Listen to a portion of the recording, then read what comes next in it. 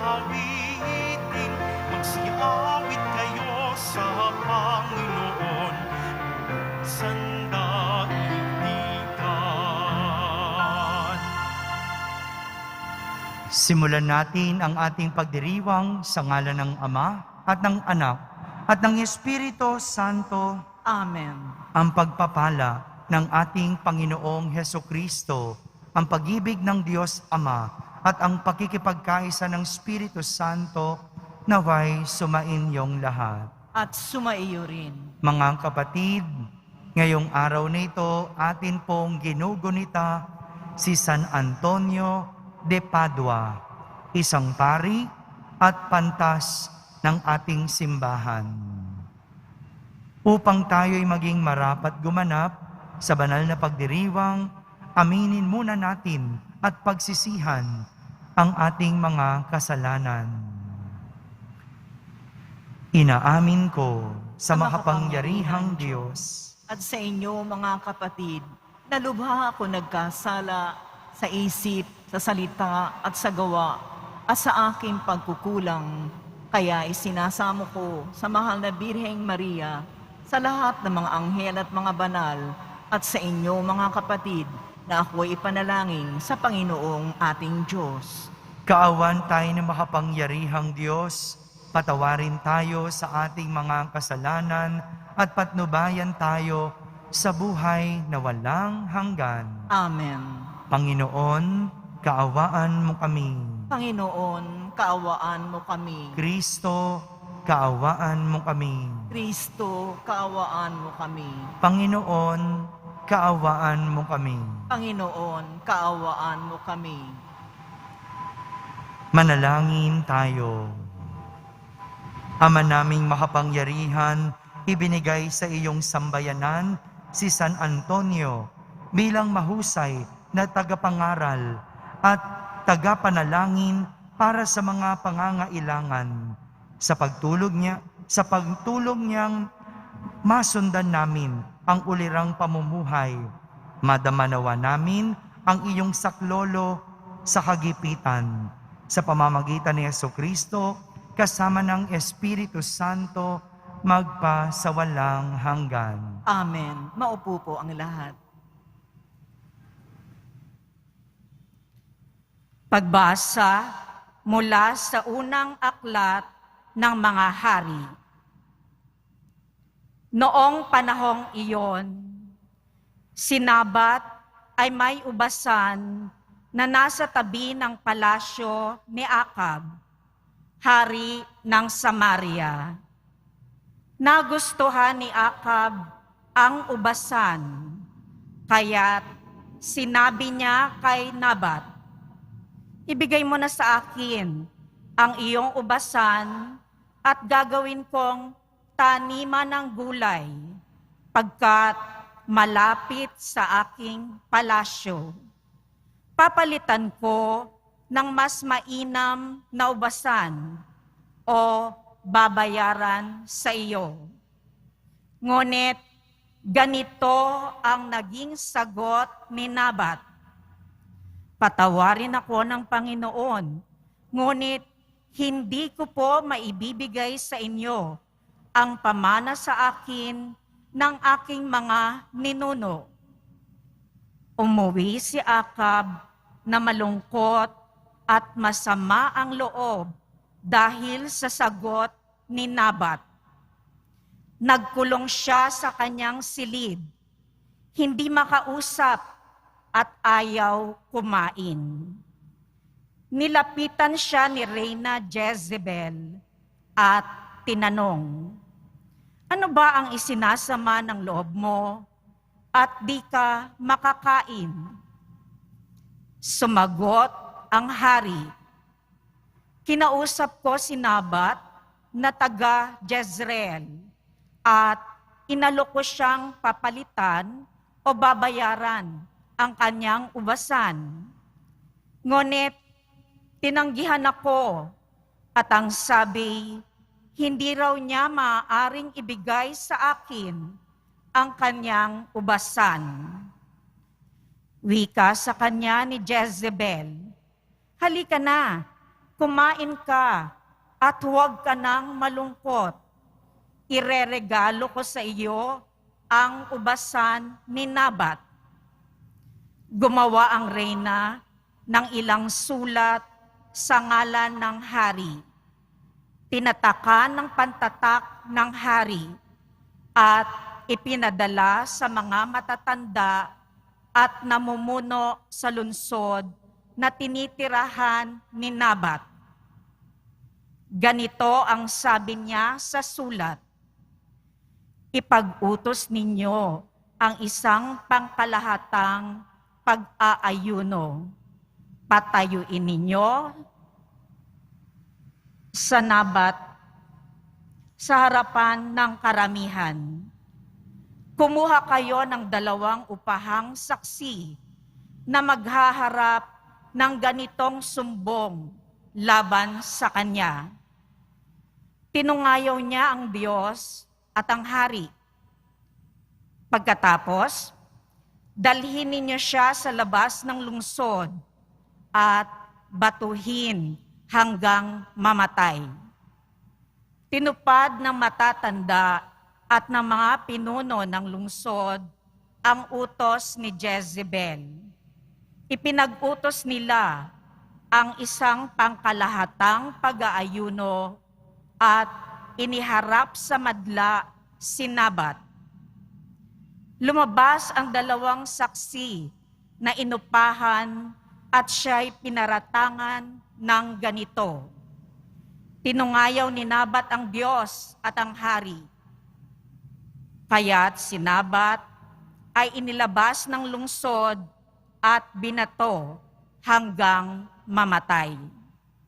Nagpasabi agad sila kay Jezebel, patay na po si Nabat na taga Jezreel.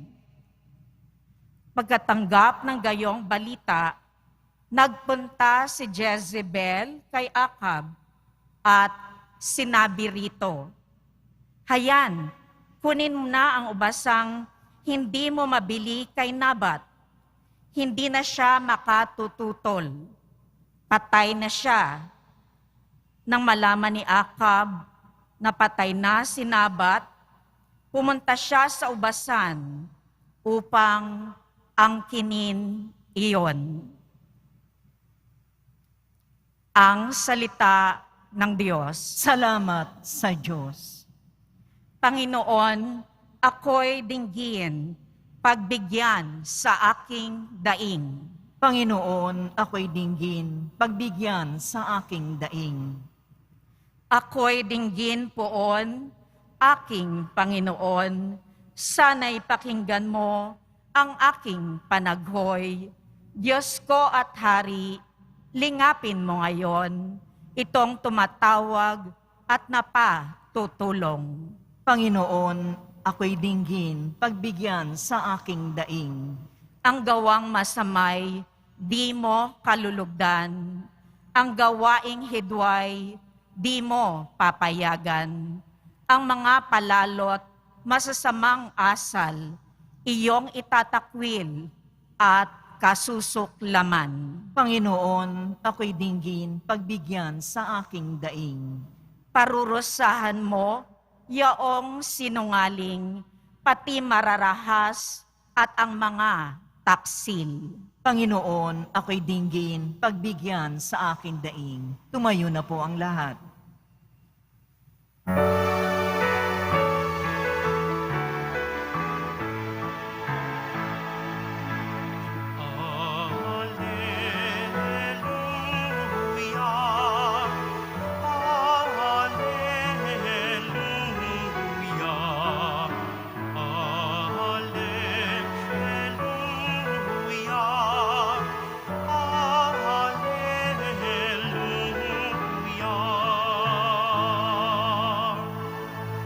Salita mo'y liwanag,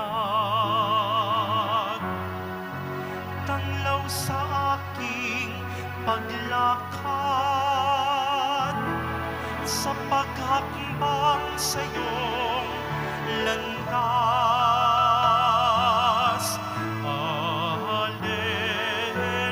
Alleluia,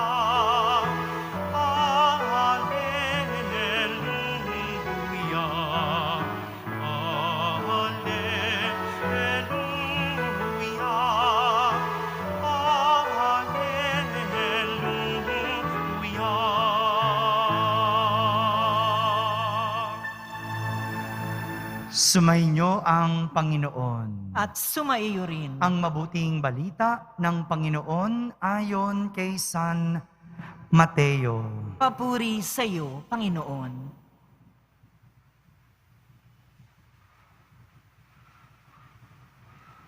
Noong panahong iyon, sinabi ni Jesus sa kanyang mga alagad, "Narinig ninyo na sinabi, mata sa mata at ngipin sa ngipin. Ngunit ngayoy, sinasabi ko sa inyo, huwag ninyong labanan ang masamang tao. Kung may sumampal sa iyo sa kanang pisngi, iharap mo pa sa kanya ang kabila. Kung ipagsakdal ka ninuman upang makuha ang iyong baro, ibigay mo sa kanya pati ang iyong balabal. Kung sapilitang ipapasan sa iyo ng manlulupig ang kanyang dala ng 1 kilometro, pasanin mo ito ng 2 kilometro. Magbigay ka sa nanghihingi sa iyo at huwag mong pahindian ang nanghihiram sa iyo."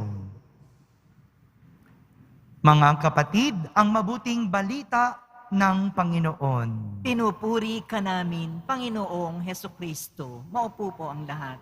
Isang magandang araw po sa inyong lahat.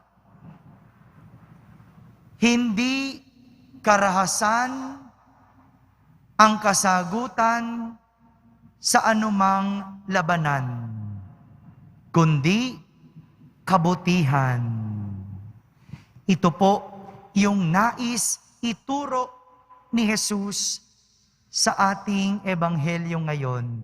Ito ang pinapatungkol ng ating mga pagbasa sa araw na ito. Narinig natin ang sinabi, mata sa mata, ngipin sa ngipin. Hindi lang po ito basta kasabihan o ekspresyon, kundi noong panahon ni Jesus, isa itong batas na sinusunod ng mga Romano pagdating sa kaparusahan o paghihiganti o anumang labanan. Mata sa mata, ngipin sa ngipin. Noon, kung ano ang nagawa ng isang tao, siya rin ang katumbas na higanti. Kapag sinakta ng isang tao, ang ganti, kung anong pananakit. Kapag pinatay ang isang tao, ang ganti, pagpatay din. Kaya nga, mata sa mata, ngipin sa ngipin. Ngunit, binasag ito ni Jesus. Binasag niya sa pagpapakita ng habag sa halip na karahasan bilang ganti. Kaya nga, ang paalala ni Jesus, huwag mong labanan ang masamang tao. Para bang sinasabi ni Jesus, walang mangyayari kung lalabanan ng kasamaan ang masama. Magiging katulad ka lang din niya, masama. Ito yung ayaw mangyari ni Jesus. Yung sa gitna ng kasamaan, ikaw din maging masama. Kaya sa anumang laban, hindi karahasan ang kasagutan. Kasi sa huli, ikaw ay magiging masama. Ito yung hindi ginawa ni Reyna Jezebel sa ating unang pagbasa. Yung asawa ni Reyna Jezebel na si Haring Akab, nakursunadahan yung lupa o ubasan ni Nabat. At gusto ng hari bilhin ang ubasan. Ngunit dahil iyon ay pamana ng ninuno ni Nabat, hindi siya pumayag. Nalungkot ang hari at tila batang nagmukmok, ayaw kumain. Para pasayahin ang hari ng kanyang asawa, ipinag-utos ng reyna na iharap sa taong bayan si Nabat at sinabing nilapastangan niya ang Diyos at ang hari, kaya dapat siyang batuhin hanggang mamatay. Dahil dito, namatay si Nabat at nakuha ng reyna ang ubasan na siyang iniregalo sa hari. Tingnan mo nga naman tingnan mo nga naman ang naging kasagutan ng reyna. Tingnan mo nga naman ang naisip na sagot ng reyna. Kasamaan, karahasan, nang dahil lang sa lupa, ang naging tugon, ang naging sagot, kamatayan. Mga kapatid, hindi ganitong tinuturo sa atin ni Jesus. Anumang laban, hindi karahasan ang kasagutan, kundi kabutihan.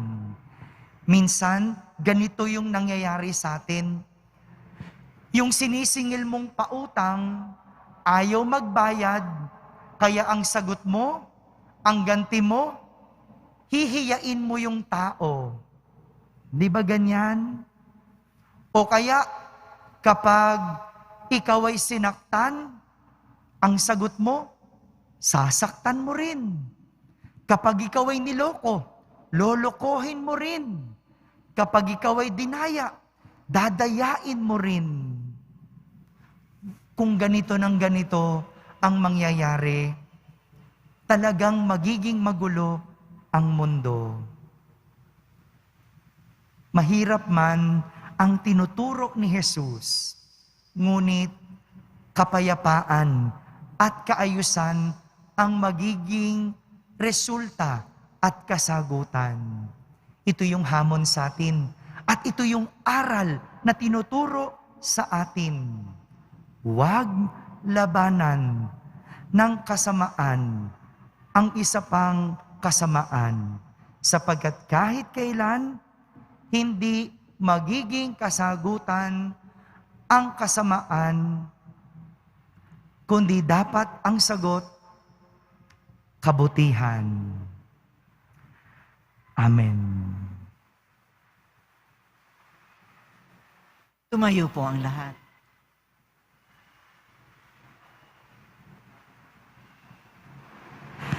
Minamahal ko mga kapatid, napakabuti sa atin ng ating mapagmahal na Ama. Manalangin tayo sa Kanyang mahabaging pag-ibig na nagbunsod ng ating mabuting pakikitungo sa ating kapwa.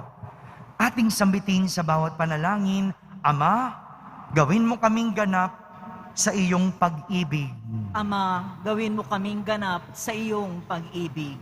Bilang bayan ng Diyos, naway maisabuhay natin ang batas ng pag-ibig ni Kristo. Manalangin tayo. Ama, gawin mo kaming ganap sa iyong pag-ibig. Ang ating mga kaaway, maging yaong mga nakasakit at nakagawa sa atin ng masama sa anumang paraan, naway mapatawad natin. Manalangin tayo. Ama, gawin mo kaming ganap sa iyong pag-ibig. Atin nawang maiwasan ang pagkakahiwa-hiwalay at pagkamasarili para maiwaksi ang kasamaan sa pamamagitan ng paggawa ng kabutihan. Manalangin tayo. Ama, gawin mo kaming ganap sa iyong pag-ibig. Ang mga pinaging manhid ng pagkakasala, naway hipuin ng Espiritu ng Panginoon upang magbalik loob sila at magbagong buhay. Manalangin tayo. Ama, gawin mo kaming ganap sa iyong pag-ibig. Ang ating mga mahal na yumao, naway ligtas na maakay, pauwi sa piling ni Kristo. Manalangin tayo. Ama, gawin mo kaming ganap sa iyong pag-ibig. Sa katahimikan, ating ilapit sa Diyos ang ating mga pansariling kahilingan.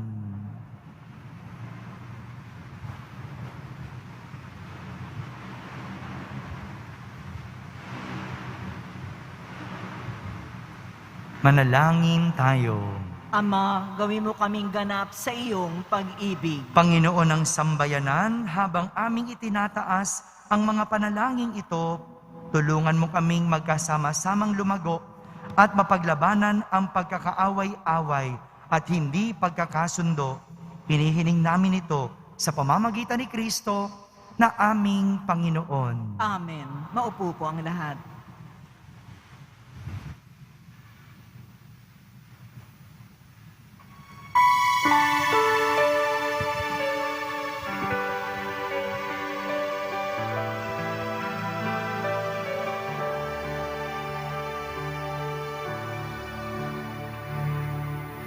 Ating alay na alak at tinapay mula sa ating ani sa lupain ng Diyos.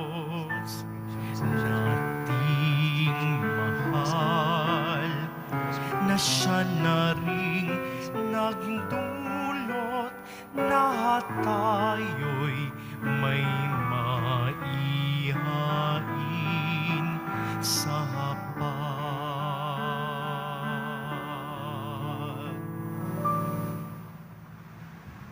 Magsitayo po ang lahat, manalangin kayo mga kapatid upang ang paghahain natin ay kalugdan ng Diyos amang makapangyarihan. Tanggapin nawa ng Panginoon itong paghahain sa iyong mga kamay, sa kapurihan niya at karangalan, sa ating kapakinabangan at sa buong sambayanan niyang banal.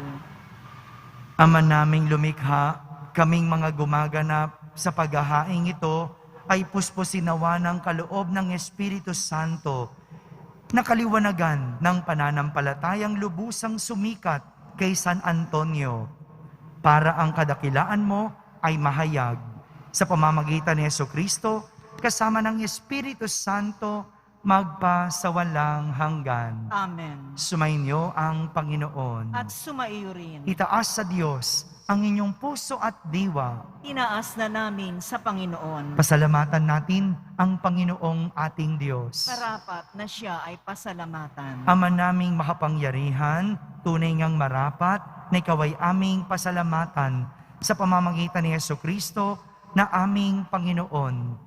Ngayong si San Antonio ay pinararangalan sa pamumuhay niyang totoong uliran at pagiging maaasahan sa panunungkulan.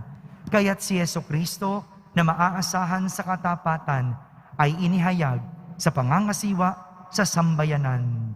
Ang malasakit na mga ulirang tagapangasiwa noon ay nagpapatuloy magpahanggang ngayon sa mga panalangin kanilang iniuukol kaisa ng sambayanan mong dito'y nagtitipon. Kaya kaisa ng mga anghel na nagsisiawit ng papuri sa iyo ng walang humpay sa kalangitan, kami nagbubunyi sa iyong kadakilaan.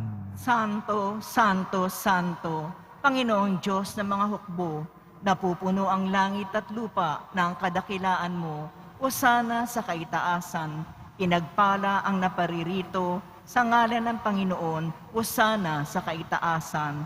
Magsiluhod po ang lahat.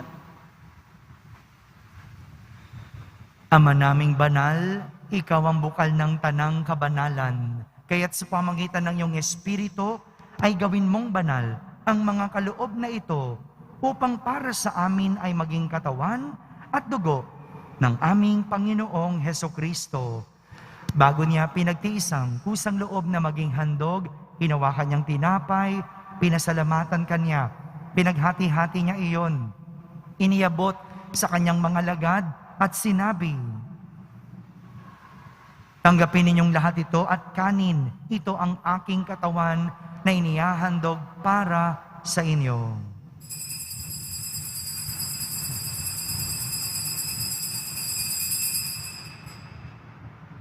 Gayon din naman, nung matapos ang hapunan, hinawakan niyang kalis, muli kanyang pinasalamatan.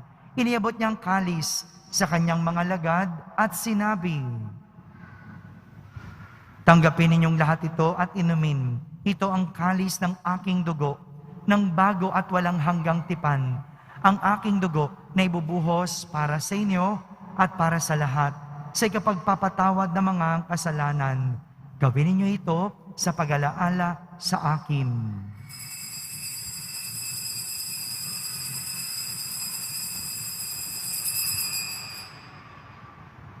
Tumayo po ang lahat. Ipagmunyi natin ang misteryo ng pananampalataya. Si Kristo'y namatay, si Kristo'y nabuhay, si Kristo'y babalik sa wakas ng panahon. Ama, ginagawa namin ngayon ang pag-alaala sa pagkamatay at muling pagkabuhay ng iyong anak. Kaya't inaalay namin sa iyo ang tinapay na nagbibigay buhay at ang kalis na nagkakaloob ng kaligtasan. Kami nagpapasalamat dahil kami iyong minarapat na tumayo sa harap mo para maglingkod sa iyo.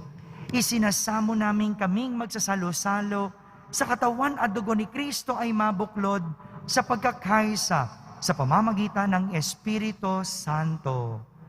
Ama, lingapin mo ang iyong simbahang laganap sa buong daigdig. Puspusin mo kami sa pag-ibig kaysa ni Francisco na aming Papa, ni Jose na aming obispo at ng Tanang Kaparian. Alalahanin mo rin ang mga kapatid naming nahimlay na may pag-asang sila'y muling mabubuhay. Kayon din ang lahat ng mga pumanaw. Kaawan mo sila't patuloyin sa iyong kaliwanagan. Kaawan mo't pagindapating kaming lahat na makasalo sa iyong buhay na walang wakas. Kaisa na mahal na Birheng Maria na Ina ng Diyos, ng kabiyak ng puso niyang si San Jose, kaysa ng mga apostol, ni San Antonio at ng lahat ng mga banal na namuhay dito sa daigdig ng kalugod-lugod sa iyo. May pagdiwang nawa namin ang pagpupuri sa kararangal mo sa pamamagitan ng iyong anak na aming Panginoong Heso Kristo. Sa pamamagitan ni Kristo, kasama niya at sa Kanya, ang lahat ng parangal at papuri ay sa iyo, Diyos Amang makapangyarihan, kasama ng Espiritu Santo, magpasawalang hanggan. Amen. Sa tagubilin ng mga nakahagaling na utos at turo ni Jesus na Panginoon natin at Diyos, ipahayag natin ng lakas loob. Ama namin, sumasalangit ka, sambahin ang ngalan mo, mapasa amin ang kaharian mo, sundin ang loob mo dito sa lupa para nang sa langit. Bigyan mo kami ngayon ng aming kakanin sa araw-araw at patawarin mo kami sa aming mga sala para ng pagpapatawad namin sa nagkakasala sa amin at huwag mo kaming ipahintulos sa tukso at iadya mo kami sa lahat ng masama.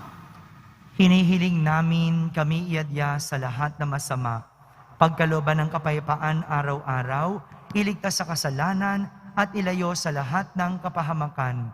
Samantalang aming pinananabikan ang dakilang araw ng pagpapahayag ng tagapagligtas naming si Heso Kristo. Sapagkat iyo ang kaharian at ang kapangyarihan at ang kapurihan magpakailanman. Amen. Panginoong Heso Kristo, sinabi mo sa iyong mga apostol, kapayapaan ang iniiwan ko sa inyo, ang aking kapayapaan ang ibinibigay ko sa inyo.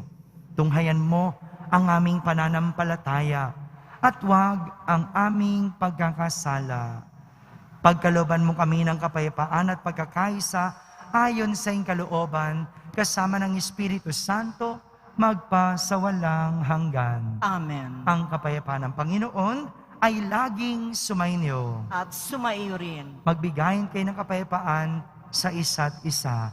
Kapayapaan po para sa lahat.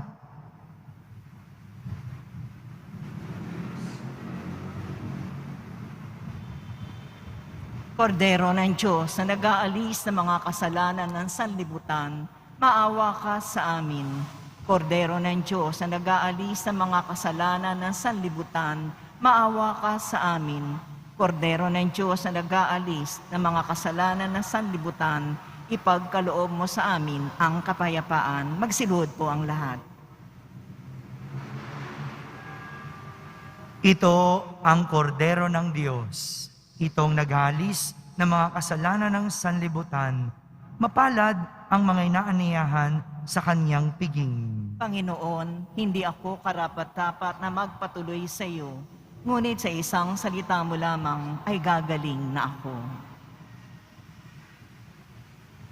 Ang katawan ni Kristo, Amen.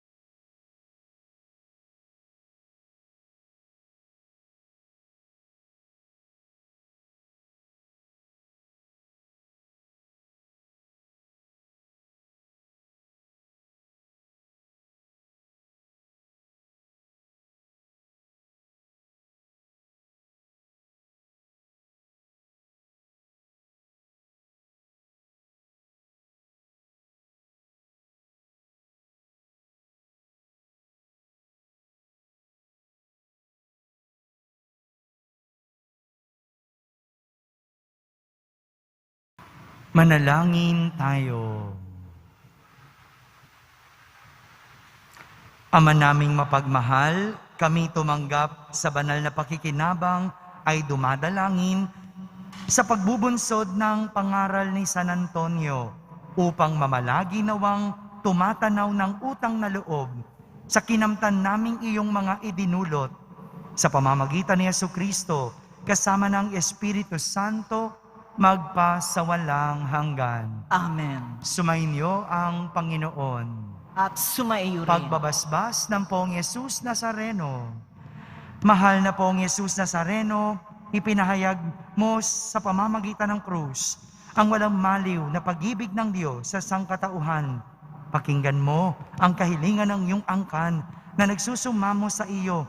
Makamtanawan nila ang inyong katugunan at tanggapin ang kasagutan na may utang na loob na tinatanaw. Basbasan din po ninyo ang lahat na may karamdaman at nahihirapan. Sa pamamagitan ng bendisyon na ito, naway maalala nila ang mga pangako nila noon sa binyag na ikaw ang kanilang iibigin at paglilingkuran bilang Panginoon magpasawalang hanggan. Amen. At pagpalain kayo ng makapangyarihang Diyos, Ama, Anak, at Espiritu Santo. Amen. Tapos na po ang ating pagdiriwang, humaiking taglay ang pag-ibig at kapayapaan ng Poong Jesus Nazareno. Salamat sa Diyos.